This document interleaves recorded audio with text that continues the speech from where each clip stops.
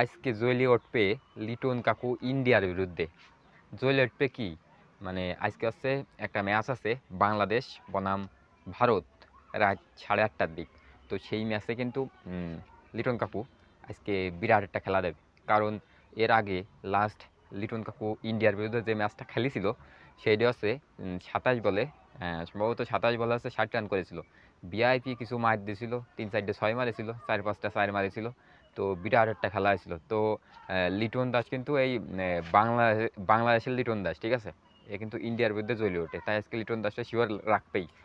তো এরপর এই ম্যাচে কিন্তু অনেকেই ভালো ভালো প্লেয়ার খেলবে না, আবার খেলতেও পারে। ভালো ভালো প্লেয়ার খেলার মানে খেলা খেলার কারণ মানে না খেলারই বেশি কারণ। কারণ এটা হচ্ছে মানে প্রস্তুতি ম্যাচ, ঠিক আছে। প্রস্তুতি ম্যাচ খেলে কি জন্যই প্লেয়াররা মানে দুর্বল হয়ে যাবে, ঠিক আছে। তো লিটন দাসটা কিন্তু রাখবেই না, লিটন দাসটা কিন্তু রাখবেই না। কারণ লিটন দাস হচ্ছে ইন্ডিয়ার বিরুদ্ধে জ্বলে ওঠে, ঠিক আছে।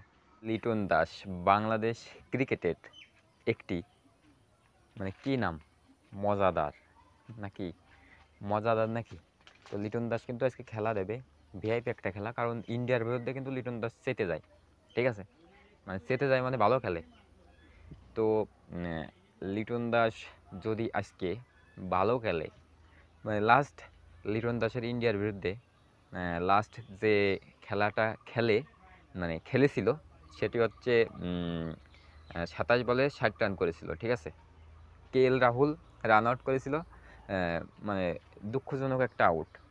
তো এই লিটন দাস আজকে কিন্তু 8টা 30 মিনিটে বাংলাদেশ বনাম ভারতের মধ্যকার একটি খেলা আছে, যে খেলা যে খেলায় লিটন দাসকে তো রাখবেই, ঠিক আছে। কারণ লিটন দাস হচ্ছে একটা ভারতের বিরুদ্ধে ভালো একজন পারফর্মার, ঠিক আছে।